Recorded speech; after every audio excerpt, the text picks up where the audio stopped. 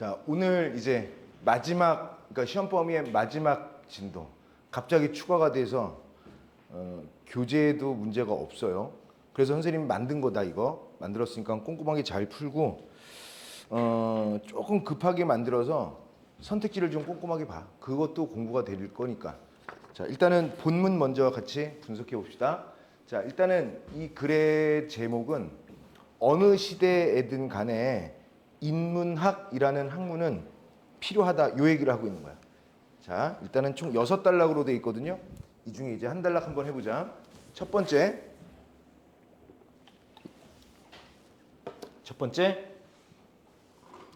자, 4차 산업혁명 시대의 도래라는 건 이제 온 거죠. 도래? 어떤 시기가 왔다. 시기가 왔다. 또는 시기나 기회가 옴. 그러니까 4차 산업혁명 시대가 이제 오게 되어서 우리는 더욱더 기술 혁신에 더욱 집중하게 되었다. 기술에 대한 발전, 그 기술의 혁신에 조금 더 우리가 힘을 쏟게 되었다라는 거야. 소프트웨어를 비롯한 정보기술 분야 학문에 대한 관심이 그 어느 때보다도 높아진 거야. 왜? 다 모두 요 4차 산업혁명 시대 때문이죠.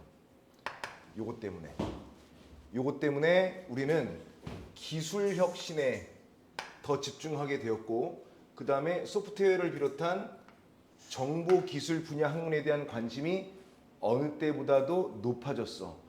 그리고 세 번째, 정부와 기업도 이와 관련한 분야에 더 많은 자원을 투자하고 있다. 자, 여기서는 4차 산업혁명 시대 때문에 뭐가 있는 거야? 때문에 1번, 2번, 3번이라는 현상이 나타나게 된 거야. 그리고 우리에게도 친숙한 다국적 정보 기술 대기업들의 시가총액은 계속 최고치를 뭐하고 있다? 경신하고 있다. 이 경신이라는 단어도 되게 중요하죠. 경신. 갱신이 아니라 경신이야. 이거 시험 나올걸요? 자, 경신이라는 말은 무슨 뜻일까? 경신이라는 말은 자, 어떤 분야의 최고치나 최저치를 깨뜨리는 거야. 다시 한번. 어떤 분야의 어떤 상황이 있단 말이야. 어떤 분야의 종전 최고치 또는 최저치를 깨뜨리는 일.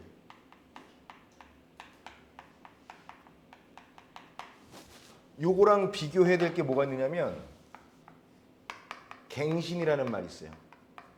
갱신은 신분증이라든가 그런 기한에 있는 것을 넘기는 거야. 학교에서 이 얘기 해주셨니? 이거 시험에 나와요. 나중에 시험 보다가 깜짝 놀라지 마. 요거 단어 나올 거야. 경신. 갱신이 아니라 경신이야. 근데 왜 이걸 강조하냐? 경자와 갱자가 한자가 똑같아요. 그래서 이거를 갱신이라고 해버리면 틀리는 거야. 알겠죠? 오케이. 그러다 보니까 네 번째가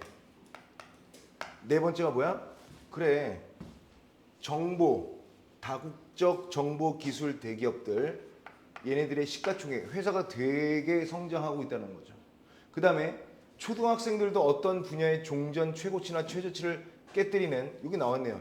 종전의 최고치나 최저치를 깨뜨리는 자연스럽게 공학자나 개발자, 초등학생들도 이거 못하다. 초등학생들도 뭐야? 자연스럽게 공학자나 개발자가 되는 것을 꿈꾼다. 그럼 얘는 5번째. 그래서 선생님이 이 본문에다가 4차 산업혁명 시대가 왔기 때문에 1, 2, 3, 4, 5번과 같은 흐름이 생긴 거라고. 근데 반대. 이에 반해 그 대척점이라는 것은 뭐냐면 만약에 지구가 여기 있잖아. 지구의 반대편 지점이라는 뜻이에요, 원래는. 그래서 반대편 지점, 대척점, 반대편 지점. 볼게요.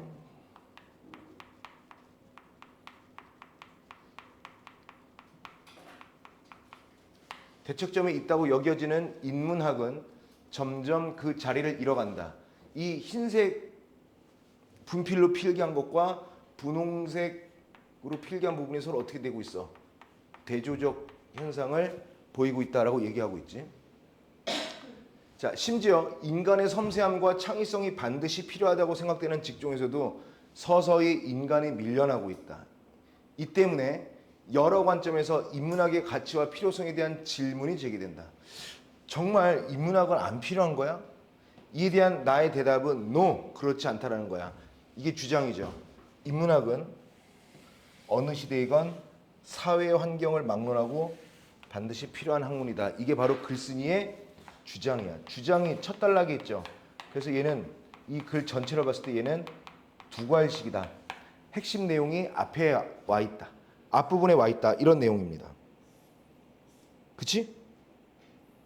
괜찮아? 그러면 두 번째는 뭐냐면 이러한 흐름과는 반대로 인문학은 그 자리를 잃어간다. 그러나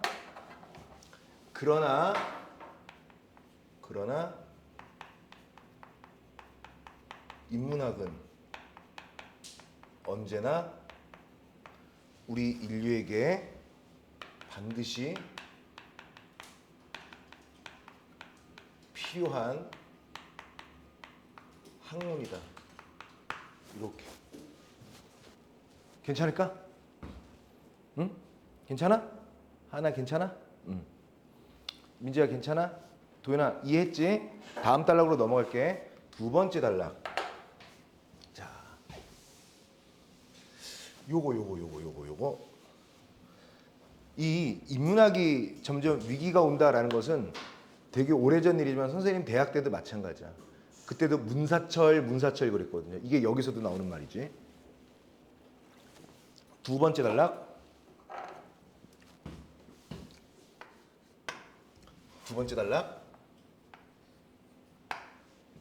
문학, 사학은 역사, 철학. 흔히 문사철이라고 불리는 인문학은 인간만이 가치를 지켜내는 가장 정확하고 선명한 방법이다. 인문학이 바로 인간의 가치를 지켜낸다라는 거야. 인문학은 일단 첫 번째 타인을 헤아릴 줄 안다. 요 인문학은 첫 번째 타인을 헤아린다. 생각할 줄 알게 한다. 두 번째 좋은 미래를 준비하도록 한다. 그 다음에 세 번째 우리가 좀 더 좋은 사람이 되도록 하여 인간다움을 지켜낼 수 있게 돕는다. 이게 바로 뭐냐면 인문학의 장점이죠. 장점 1, 2, 3. 1, 2, 3에 대한 내용을 다시 한번 설명해 보면 다른 사람을 생각하게 하고요. 두 번째는 우리의 미래를 조금 더 나은 방향으로 준비할 수 있게 하고요. 세 번째는 우리 스스로 조금 더 나은 인간이 되도록 해서 인간다움을 지켜낼 수 있도록 한다라는 겁니다. 여기서 이제 개별적으로 문학은 나오죠. 문학은 다양한 인물들의 인문학의 장점을 소개한 다음에 다시 이제 문학을 얘기할 거예요. 문학은 1번 다양한 인물들의 삶을 그려내어 뭘 길러줘? 공감하는 힘을 길러준대요. 작품을 통해 다른 사람의 삶을 겪어볼 기회를 제공해서 뭐 하는 거야? 잘 몰랐던 다른 사람의 입장이 되어보게 한다라는 거죠. 자, 문학은 어떤 거 한다? 다른 사람, 공감의 힘을 길러준다. 공감의 힘을 길러준다. 자, 그 다음에 역사학은요. 선조들의 경험을 바탕으로 현재 우리가 더 나은 미래를 그릴 수 있게 해준다. 이게 첫 번째죠. 그래서 현재의 우리가 더 나은 미래를 그릴 수 있게끔. 그래서 과거의 사건이나 인물을 통해 교훈을 주고 더 나은 세상을 만들기 위한 방향을 갖게 한다는 거야. 그래서 역사학 같은 경우는 어떻게 한다고요? 선조들 경험을 바탕으로 해서 더 나은 미래를 그리게 해주는 역할을 한다라는 거죠. 자, 이번에는 어떤 걸까요? 자, 이번엔 철학입니다. 철학은 도덕적, 윤리적 탐구를 기반으로 행동, 가치 판단의 개선을 촉구하여 우리가 더 나은 사람이 되게 돕는다라는 거야. 그렇죠. 기반은 도덕적, 윤리적 탐구를 기반이야. 그래서 우리가 더 나은 사람이 되게끔 돕는다. 철학. 우리가 더 나은 사람이 될 수 있도록 도움을 준다. 이처럼 정리하면 다시 인문학. 요 인문학은 말이죠. 정량화된 가치. 정량화라는 게 뭐야? 뭔가 정해진, 양적으로 정해진 이런 정량화된 가치 이익에 앞서서 이거보다도 인간으로 하여금 인간다움이라는 인간의 가치를 지켜낼 수 있는 다정한 존재로 성장하도록 하는 학문이다. 그러니까 정리한다. 인문학은요. 이익 또는 가치에 앞서서 먼저 인간다움의 가치를 지키고 성장할 수 있도록 돕는다. 이게 바로 인문학이 가지고 있는 의미다. 괜찮지? 세 번째 단락 넘어가도 돼? 괜찮아? 혜리야 괜찮지? 세 번째 단락 뿅. 자, 좀 길죠? 좀 깁니다. 그래도 내용은 쉬워. 학교에서도 쉽게 배웠을 거야. 세 번째 단락.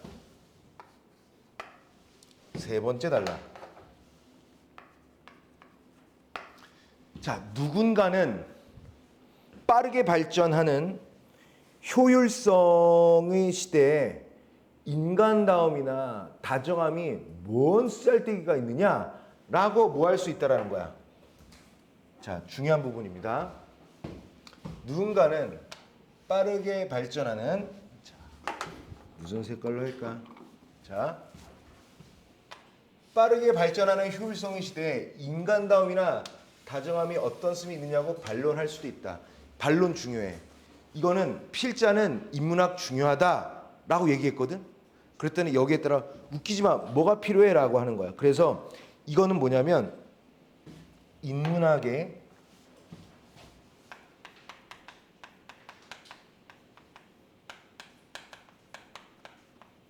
필요하다는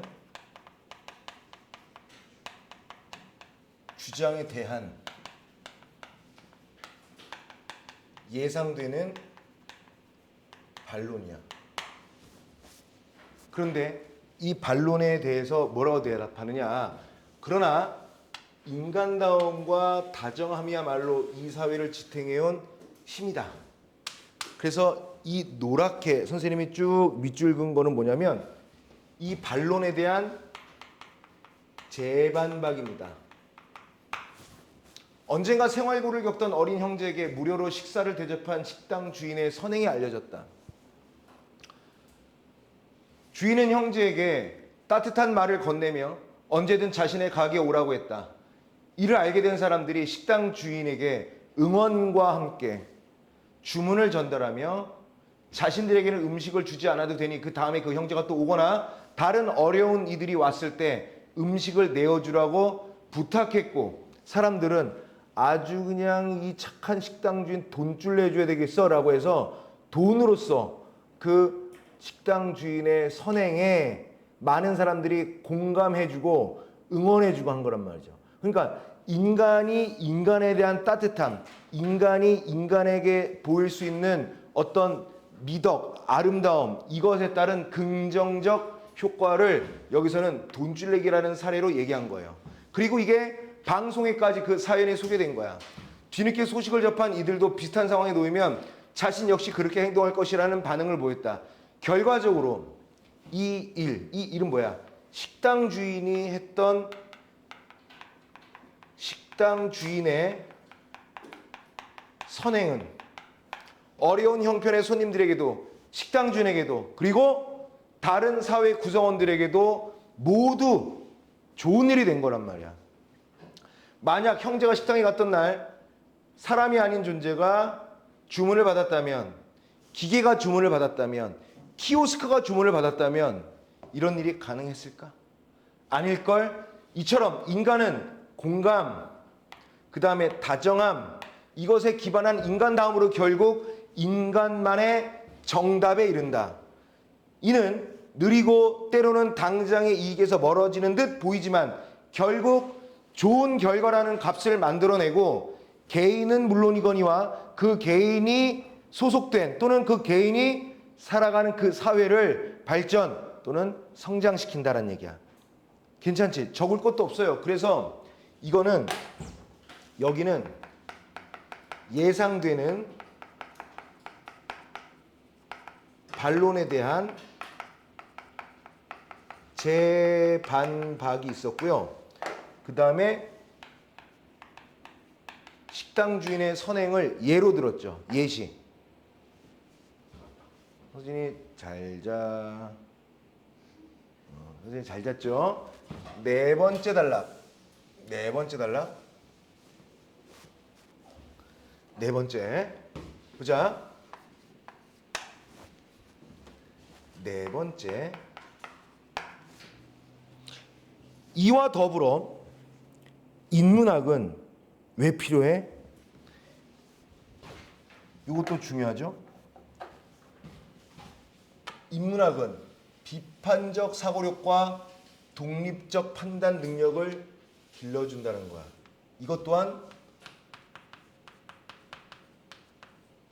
인문학이 필요한 이유가 됩니다. 문학은 사상이나 감정을 언어로 표현하는 예술이다. 거기에는 뭐가 있다? 이 문학에는 작가의 생각이 들어가 있다. 작품을 읽으며 작가가 하고자 하는 말이 무엇인지 파악하고 무엇에 동의하느냐, 무엇에 동의하지 않느냐라는 지점을 떠올리다 보면 결국에 자신만의 생각을 기를 수 있다, 이런 내용이에요. 바로 요게 이렇게 이어지는 거죠. 자, 그 다음에 역사학은요,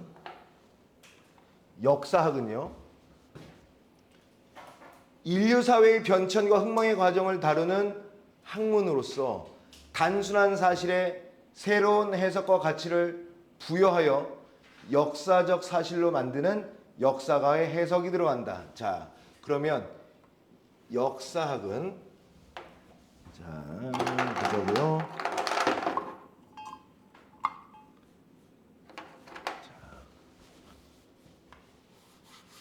역사학은 인류 사회의 변천과 흥망의 과정을 다루는 학문이다. 그래서 단순한 사실에 새로운 해석과 가치를 부여한다. 그리고 역사적 사실로 만드는 역사가 해석이 들어간다. 이게 중요하죠. 이건 역사학. 그래서 역사가의 해석을 따르거나 이를 기반으로 의문점을 떠올리다 보면 역시 판단 능력을 키울 수 있다. 얘는 뭐야? 역사학이 필요한 이유가 되겠죠. 얘는 맞죠? 그러니까 인문학이 필요한 이유가 또 나온 거야. 그 다음에 이번에는 뭘 얘기해 볼까요? 철학? 그래, 철학 얘기해 보자. 철학은 인간과 세계에 대한 근본 원리와 삶의 본질을 연구하는 학문으로 보다 근본적인 사유를 가능하게 한다. 보다 근본적 생각을 가능하게 한다는 거야. 근본적이지만 우리가 일상에서 쉽게 놓칠 수 있는 질문을 던져주어 나 그리고 나를 둘러싼 세상에 대한 이해를 깊이 있게 만들어주기 때문이다. 이처럼 인문학은 삶의 다방면을 다시 보게 한다.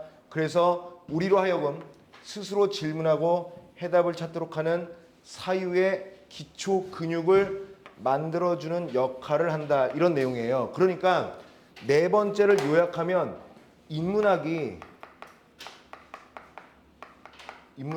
왜 필요하냐? 필요한 이유를 어떻게 얘기하고 있어? 문학, 역사학, 철학 이렇게 세분화해서 얘기하고 있죠. 문학은 자신만의 생각을 기른다.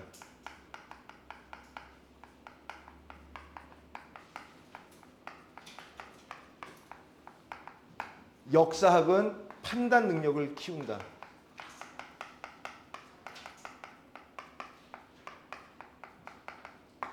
그 다음에 철학은 근본적 사유를 우리가 일상 속에서 놓치기 쉬운 근본적인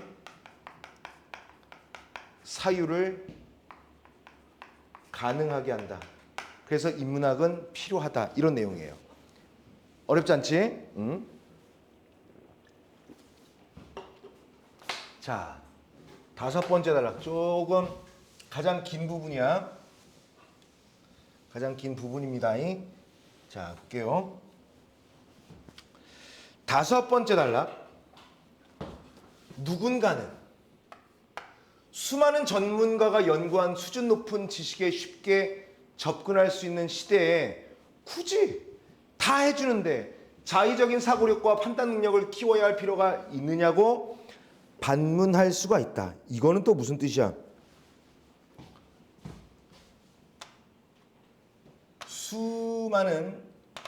수많은 전문가가 연구한 수준 높은 지식에 접근할 수 있는 시대에 굳이 자기의 자의적인 사고력과 판단 능력을 키워야 할 필요가 있느냐라고 반문할 수 있다. 이건 뭐야? 인문학이 필요한 이유에 대한 예상되는 반박이야. 근데 보기 좋게 또 반론을 제기합니다.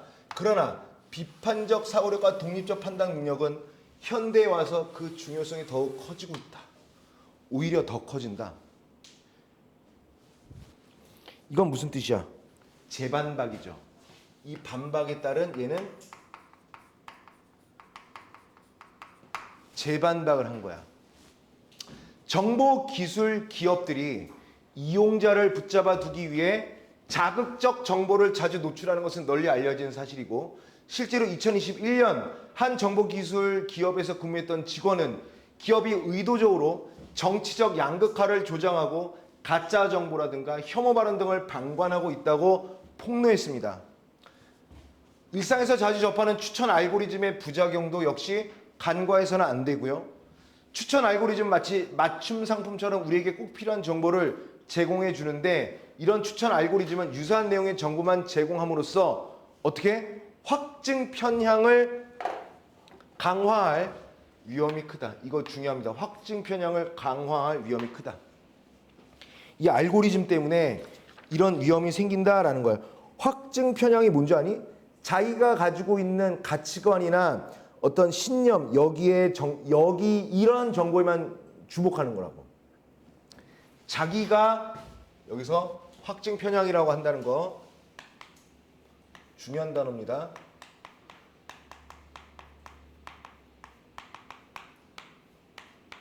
자신이 가치 있다고 여기는 것과 관련한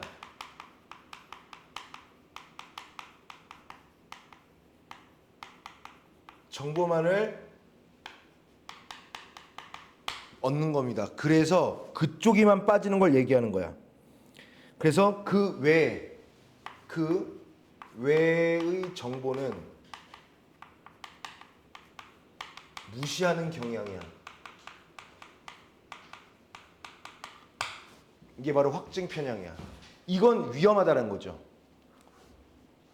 가짜 광고의 확산도 문제다. 최근 유명인의 사진, 가짜 투자 정보가 합성된 상태로 널리 퍼져 관련인들의 주의를 당부했어. 실제 피해 사례가 알려지면서 정부가 엄청하게 아니라 엄정하게, 엄하고 그 다음에 공정하게 대응하겠다고 나섰으나 광고의 노출 범위가 넓어서 규제가 쉽지 않은 상황이다. 이처럼 고도화된 정보화 사회에서는 정보기술이 무분별하게 생산, 소비되고 그로 인해 다양한 피해가 발생할 위험이 크다. 기술을 맹신, 무조건적으로 믿는 사람은 스스로 선택하고 책임지는 사람이 되기 어렵다. 그래서 인문학이 필요하다. 정보기술을 제어하고 잘 활용할 수 있는 사람이 되기 위해서 우리는 그 정보가 정말 필요한 것인지, 그리고 그게 거짓인지 진실인지 이런 방향으로 비판적으로 사고할 줄도 알아야 되고요. 독립적으로 판단할 수 있는 능력을 스스로 길러야 하고요. 이런 방법은 오로지 인문학밖에 없다. 그래서 여기 있는 내용 전체는 5번째 단락은요. 뭡니까? 인문학이 필요한 이유에 대한 예상되는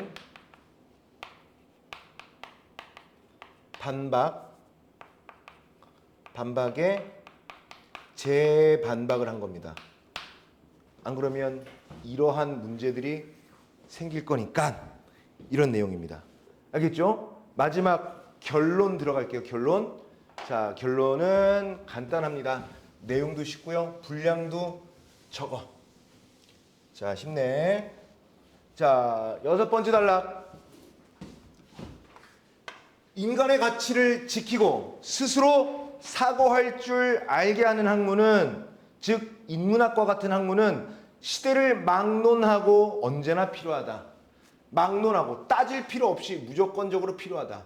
앞서 살펴보았듯 이 인문학이라는 학문은 다정한 선택을 하게 하여 인간이 지니고 있는 가치를 지키고 한 개인이 비판적으로 사고하고 독립적으로 판단할 수 있게 하는 학문이다. 따라서 요 인문학은 시대를 막론하고 필요한 학문이다라고 할 수 있다는 거야. 글쓴이의 주장이 한 번 더 나와 있죠?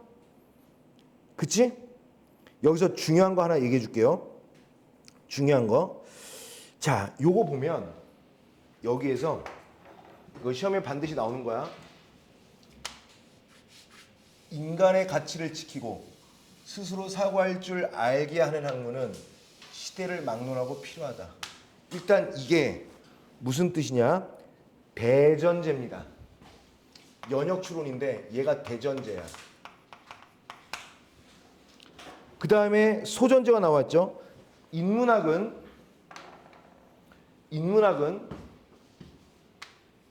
다정한 선택을 하게 하여 인간의 가치를 지키고 한 개인이 비판적으로 사고하고 독립적으로 판단할 수 있게 하는 학문이다. 얘는 소전제입니다.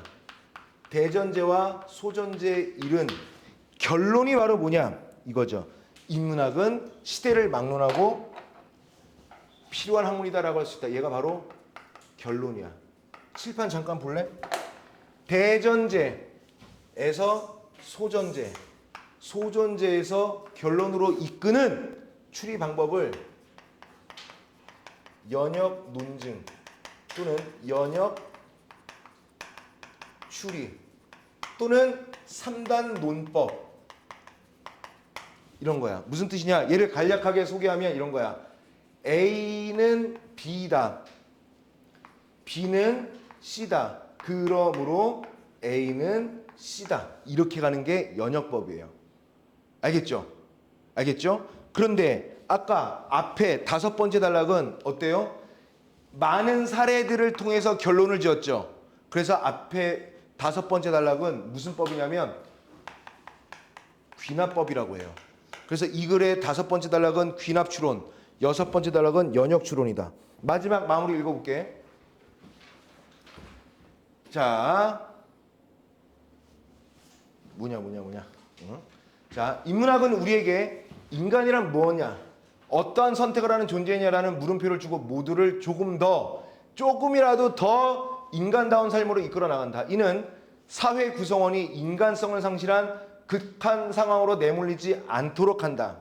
이러한 인문학을 기반으로 한 다정한 기술 사회는 결국에 우리가 지향해야 할 우리의 목표점이 아니냐라고 해서 맨 마지막에 우리가 이 사회를 살면서 어떤 목표를 지향해야 하는지를 알려준 겁니다. 알겠지? 어렵지 않아. 지금 얘기한 거 연역추론 잘 알아두세요. 저 그걸로 바탕으로 해서 문제 몇 개 냈습니다. 알겠지? 좋아요. 그러면 잠깐 쉽시다. 서진이는 잠깐 자야지.